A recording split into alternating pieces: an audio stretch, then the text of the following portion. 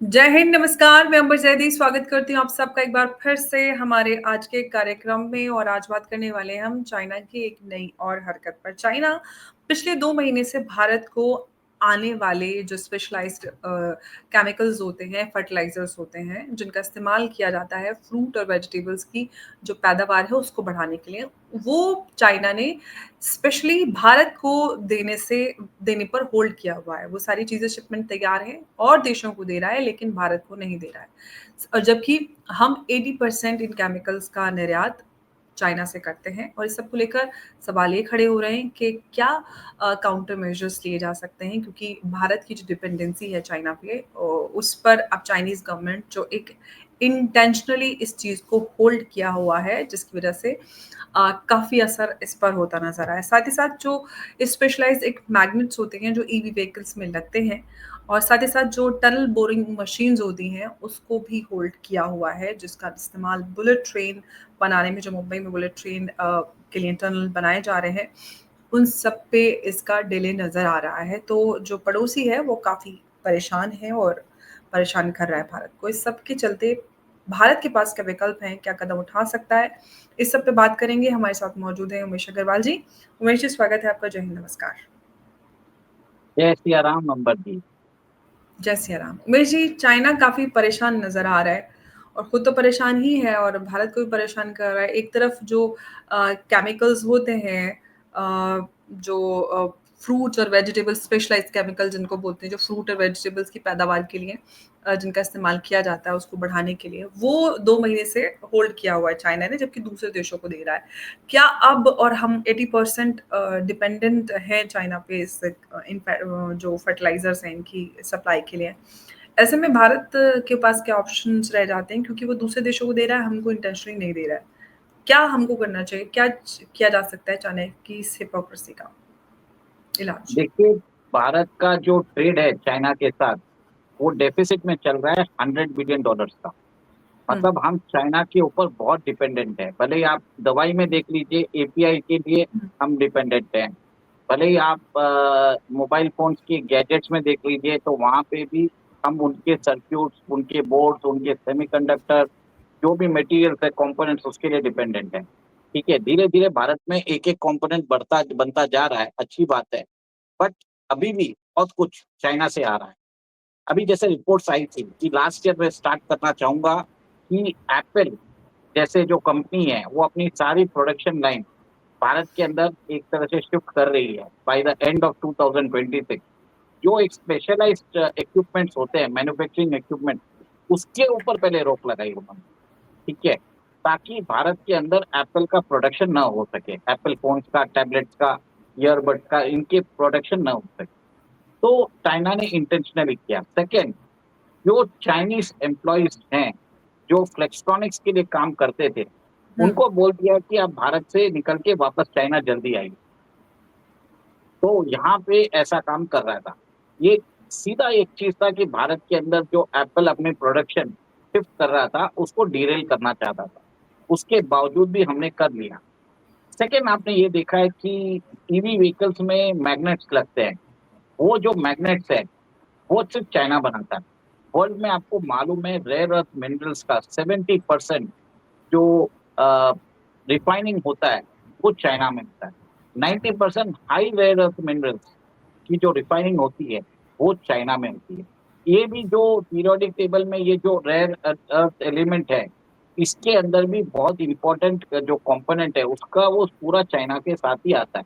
China ने एक restriction लगा के रखा है, जिसने बोला है कि भारत को एक तरह से, भारतीय कंपनीज को एक तरह से चाइनीज एम्बेसी से एक नो ऑब्जेक्शन सर्टिफिकेट लेके आना पड़ेगा।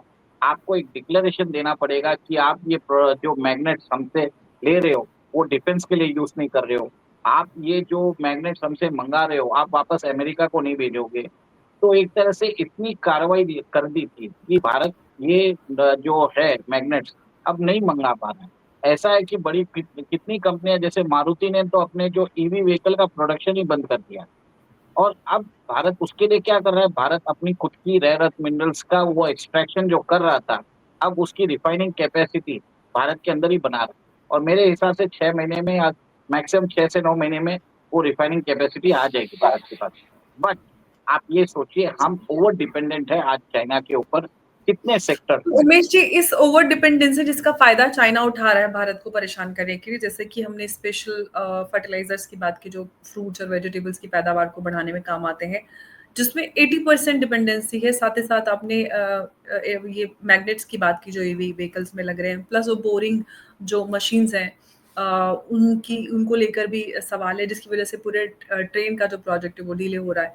तो ऐसे में इस पूरी जो चाइना के ऊपर डिपेंडेंसी है, जो ट्रेड डिफिसिट है, उसको कैसे बैलेंस आउट किया जा सकता है? क्योंकि हम देख रहे हैं कि प्रधानमंत्री मोदी मेक इन इंडिया को लेकर काफ़ी काम करते आए हैं पिछले 11 सालों में, लेकिन जो चाइना के ऊपर डिपेंडेंसी है, उसको और किस तरह से कम किया जा सकता है? क्योंकि बहुत हद तक हम अभी भी चाइना पे डिपेंडेंट हैं।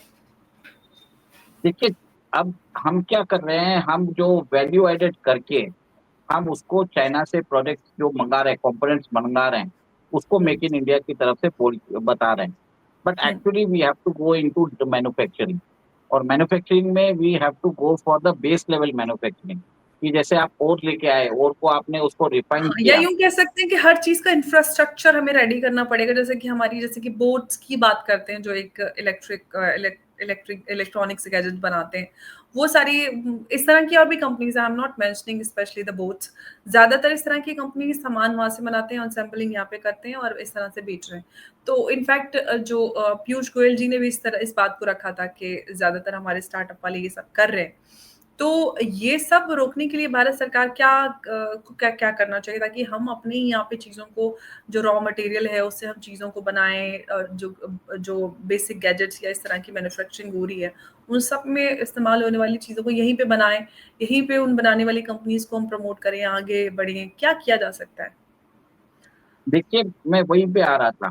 जैसे मैंने बताया कि रेयर अर्थ मिनरल्स में भारत यहाँ पे रिफाइनिंग चालू करने वाला है, और आपको मालूम है सेमीकंडक्टर्स की जो प्लांट्स है भारत के अंदर लगने वाली है। भारत ने पीएलआई स्कीम स्टार्ट की है, जिसके कारण हमें 1.76 लाख करोड़ का इन्वेस्टमेंट भी आ रहा है भारत के अंदर। एक तरफ अमर जी आप ये देखिए, आप जो बात बोल रही हैं एग्रीकल्चर के अंदर स्पेशलिटी जो केमिकल्स है, उसके अंदर भी हमें अपना प्रोडक्शन बढ़ाने की ज़रूरत है। क्योंकि we can not rely on China for anything, क्योंकि जभी भी चाइना को लगेगा, वो वहाँ पे रिस्ट्रिक्शंस डाल देगा। इसको बोलते हैं नॉन टैरिफ बैरियर्स। वो हुँ। नॉन टैरिफ बैरियर्स डाल के वहाँ पे पोर्ट के ऊपर सैंक्शन ही नहीं देगा कि आप हाँ, तो मैं कंसाइनमेंट। यही सवाल के साथ आपसे मैं सबसे पहले मैंने उठाया था कि इसके लिए भारत के पास क्या विकल्प रह जाता? क्या करें? अब जो इंटेंशनली वो डिले कर रहा है डिलीवरीज़ में, उसको लेकर भारत सरकार क्या कर सकती है, अभी एट द मोमेंट? देखिए, भारत को एक तरह से अल्टरनेटिव ढूँढना पड़ेगा।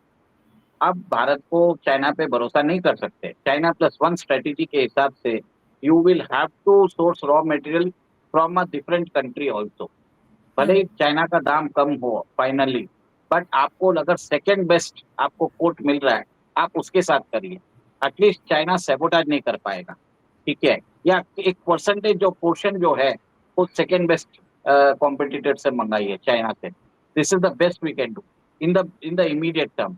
इन द लॉन्ग रन आपको अपनी प्रोडक्शन कैपेसिटी बढ़ानी ज़रूरत है। भारत के अंदर आपको एक फैसिलिटी देने की ज़रूरत है, और आपको लगता है कि अगर आपके एक क्रिटिकल इंफ्रास्ट्रक्चर प्रोजेक्ट्स है, तो आपको पीएलआई स्कीम उसके लिए भी आपको देना ज़रूरी है। अभी मैं जैसे हुँ। बता रहा हूँ टनल बोरिंग मशीन है, जो भारत को चाहिए, क्योंकि मुंबई और अहमदाबाद के बीच में जो बुलेट ट्रेन बन रही है, उसका एक स्ट्रेच के अंदर 21 किलोमीटर का जो स्ट्रेच है, वो हम समुद्र के रास्ते से लेके जाना चाहते हैं। उसके लिए हमने जर्मन कंपनी को बोला था। जर्मन कंपनी का प्लांट है ग्वांग्झो में है, चाइना में। वो मशीनरी वो अक्टूबर 2024 से वहाँ पे चाइनीज़ पोर्ट पे पड़ी है। भारत की टेक्निकल टीम, भारत की जो रेलवेज़ की टीम है, भारत की जो फॉरेन मिनिस्ट्री की टीम है, ये इश्यू बार-बार उन्होंने चाइना से रेज़ किया है, पर चाइना अभी तक उसको क्लीयरेंस नहीं दे रहा। आप ये देख लीजिए, जैसे आपने अभी बात की है फर्टिलाइज़र्स की, स्पेशलिटी फर्टिलाइज़र्स की, 80% भारत उधर से मँगाता है। अब भारत को अल्टरनेटिव देखना पड़ेगा। भले ही चाइना उसको सस्ते में दे, we have to ignore it. We have to ignore the price competitiveness China जो देता है भारत को। अब एक तरह से we need to go for regular, constant, uninterrupted supply. We have to hmm. Think on those line and simultaneously Bharat के अंदर उन इंडस्ट्रीज़ को बोलिए आप भारत में आके प्लांट लगाइए और हमारी जो रिक्वायरमेंट है आप पूरी करिए और उनको पीएलआई स्कीम दीजिए। ये इसी के द्वारा हम चाइना को अभी काउंटर कर पाएँगे। शॉर्ट टर्म में हमारी ग्रोथ को फ़र्क पड़ेगा, पर लॉन्ग टर्म में आप देखेंगे इसका बहुत बड़ा एक तरह से शिफ्ट आएगा। बिल्कुल, अब देखते हैं कि लॉन्ग टर्म में और शॉर्ट टर्म में क्या असर नज़र आता है। लेकिन फ़िलहाल चाइना की जो हिपोक्रेसी है या चाइना की जेलेसी कहना चाहिए, वो इस तरह से ये सब ऑर्डर्स में या फिर डिलीवरीज़ में डिले करके वो भारत को परेशान करने की कोशिश कर रहा है।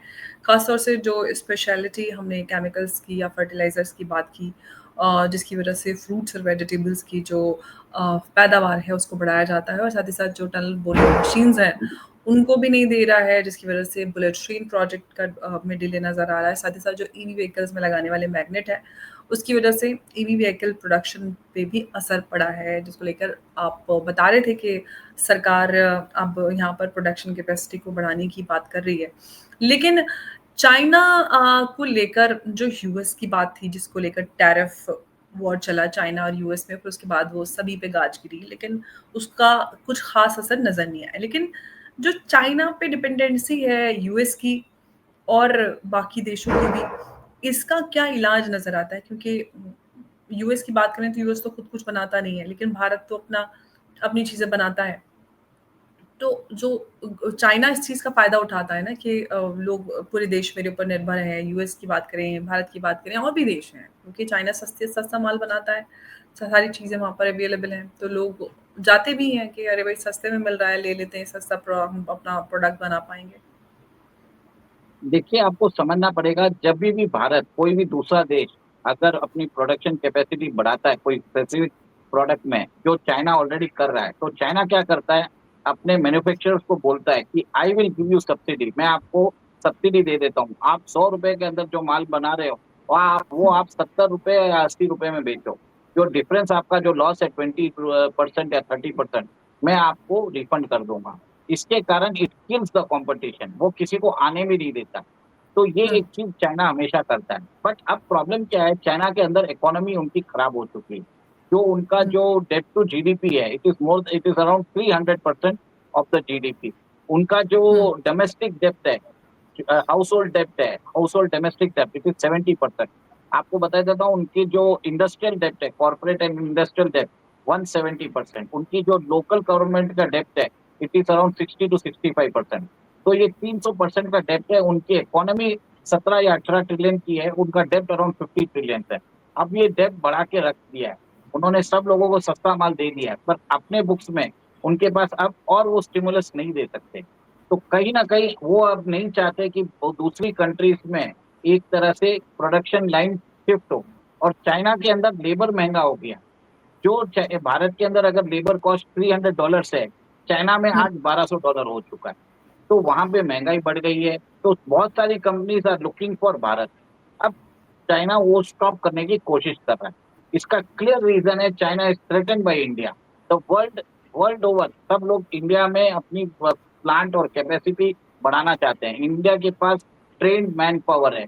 इंडिया के पास एक तरह से बड़ा एक कोस्टल लाइन है। स्ट्रैटेजिकली लोकेटेड है इंडियन ओशन रीजन में और एक तरह से यहाँ पे आप देखिए डेमोक्रेसी है और एक तरह से यहाँ पे आप देखेंगे कि जिस हिसाब से rule of the law follow होता है, चाइना में ऐसा नहीं और साथ होता है। ही साथ चाइना में भारत का भरोसा, भारत इस तरह से सैबोटाज करता नहीं है कि इंटेंशनली डिलीवरीज़ को डिले कर दिया जाए या इस तरह से घटिया माल आप दें या बहुत सारी चीज़ें हैं क्योंकि चाइना बहुत सारी चीज़ों में घटिया माल और इनफैक्ट वायरस भी इधर-उधर कर देता है। तो देखिए, जो टेस्ला जो प्लांट है, जो उसका सबसे बड़ा प्लांट चाइना में है। हुँ, आपने देखा कि बीवाईडी बिल्ड योर ड्रीम्स जो चाइना की कंपनी है, आज उसने टेस्ला को ओवरटेक कर दिया है। तो कहीं न कहीं माना जाता है कि चाइना वो जो टेक्नोलॉजी बाहर के लोग उधर डालते हैं, जो हुँ, प्लांट डालते हैं, उसको लेके रिवर्स इंजीनियरिंग करता है और साइमल्टेनियसली कुछ सालों में वो चाइनीज़ इंडस्ट्रीज़ को प्रमोट करके जो यूएस हुँ, कंपनीज़ है, उनको आउट ऑफ द मार्केट कर देता है। और आपने हुँ, देखा है कि अभी टेस्ला की सेल्स हर जगह गिरी है और हुँ। बीवाईडी की सेल्स बढ़ी है। तो कहीं न कहीं इसका जो श्रेय है, वो चाइना को जाता है क्योंकि उन्होंने अच्छा कॉपी किया है, रिवर्स इंजीनियरिंग किया है, प्राइस बेनिफिट्स दे रहे हैं और एक इसी कारण चाइना डोमिनेट करता है। इस हुँ। ये आप देखिए, टैक्टिक्स उसकी देख लीजिए। अब वो एक ही चीज़ है, जब भारत का उदय हो रहा है, तो वो एक तरह से सारा जो बोलते हैं सैबोटाज करने की कोशिश कर रहा है, ताकि भारत के अंदर इंडस्ट्रीज़ नहीं लगे, भारत का इंडस्ट्रियल प्रोडक्शन ना बढ़े, Bharat does not emerge as an alternative to China, और एक तरह से वर्ल्ड जो फैक्ट्री बोलते हैं, चाइना को बोलते हैं वर्ल्ड्स फैक्ट्री, वो बना रहे। एब्सोल्युटली, लेकिन जो ये सबोटाज करने की कोशिश कर रहा है, भारत को एक थ्रेट समझ रहा है, तो ऐसे में आपको क्या लगता है इस सबोटाज का असर भारत पे कुछ पड़ता हुआ नज़र आता है, या भारत इस चीज़ से इस चैलेंज को लेने के लिए तैयार है पूरी तरह से? देखिए, शॉर्ट टर्म में तो हमको फ़र्क पड़ रही है। मैं ये नहीं बोलूँगा कुछ फ़र्क नहीं पड़ रहा है, ऐसा नहीं है। और आप हुँ। देखते हैं कि चाइना जभी भी, इवन आप एपीआई में देख लीजिए, कोविड के बाद वो एपीआई में उन्होंने रेट 3 या 4 गुना बढ़ा दिए। जिसके कारण आप ये देख रहे हैं कि हमारी जो मैन्युफैक्चरिंग कॉस्ट है वो बढ़ चुकी है। और चाइना के पास वो एक चीज़ होता है कि जब वो कॉम्पिटिशन देखता है, उस चीज़ का जो प्रोडक्ट है, जो इंग्रीडिएंट है, उसके दाम बहुत कम कर देता है और कॉम्पिटिशन को खत्म कर देता है। और जब कोई कॉम्पिटिशन नहीं रहता है, तब रेट्स जैक अप करता है। तो ये एडवांटेज चाइना के पास है, और चाइना यही काम करके एक तरह से वो सैबोटाज कर रहा है भारत की इंडस्ट्रियल ग्रोथ को, ताकि भारत टोटली डिपेंड रहे चाइना फॉरएवर, और वर्ल्ड के अंदर उसका कोई रिप्लेसमेंट ना आ सके।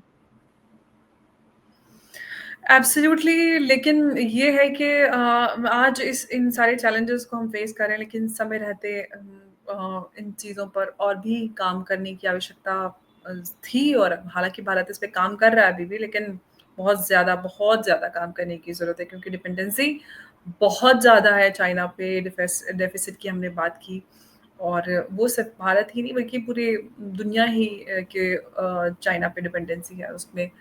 यूनाइटेड स्टेट जो सुपर पावर है सपोज़िटली, वो भी चाइना पे डिपेंडेंट है, जिसका फ़ायदा चाइना उठाता है। अब देखते हैं कि जो अल्टरनेटिव के रूप में भारत तैयार हो रहा है, और जो अ, बड़ी-बड़ी कंपनीज़ हैं वर्ल्ड ओवर, वो भारत को एक अल्टरनेटिव के रूप में देख रहे हैं। ऐसे में इस चैलेंज से उभर कर भारत क्या उस वो विकल्प बन पाएगा? ये बड़ी बात है, क्योंकि धीरे-धीरे वो चीज़ें हो रही हैं, बहुत सारी चीज़ें भारत शिफ्ट हो रही हैं। सबको भारत एक बेहतर विकल्प के रूप में नज़र आ रहा है, लेकिन जो चैलेंजेज़ अभी हमें फेस करना पड़ रहे हैं फर्स्ट फेज़ में, उससे निकल कर भारत खुद को कितनी मज़बूती से स्थापित कर पाएगा इस प्रोडक्शन लाइन कहें, क्योंकि एक मैन्युफैक्चरिंग हब जो चाइना है, क्या उसमें साथ ही पैरेलली भारत अपनी जगह बनाने में कितना कामयाब होगा, ये आने वाला समय बताएगा। लेकिन उम्मीद करते हैं कि भारत इस चैलेंज को सफलतापूर्वक फेस करे और हम खुद को स्थापित कर पाएँ। जी, उमेश जी कुछ ऐड करना चाह रहे हैं? बस एक ही चीज़ है, आवश्यकता आविष्कार की जननी होती है। और और आप ये देखेंगे कि इसकी जब आवश्यकता होगी, तो भारत हुँ। हमेशा एक तरह से जभी भी आप समझ लीजिए, हमें कोई डिनाई करता है टेक्नोलॉजी, हम उस समय बेहतर करते हैं। मैं तो चाहता हूँ कि चाइना सब कुछ बंद कर दे। तब भारत के अंदर हम एक तरह से यहाँ पे सारी इंडस्ट्रीज़ चालू करेंगे। 6 महीने तकलीफ ज़रूर होगी, मानता हूँ, बट हम जी सकते हैं, हम उसको विथस्टैंड कर सकते हैं।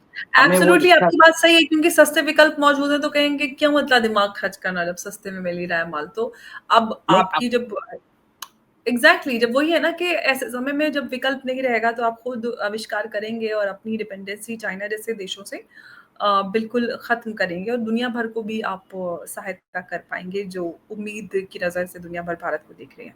उमेश जी, बहुत-बहुत धन्यवाद आपका एक बार फिर से हमारी आज की इस चर्चा में जुड़ने के लिए। नमस्कार, जय हिंद, जय भारत। जय सिया राम। जय सिया राम, उमेश जी।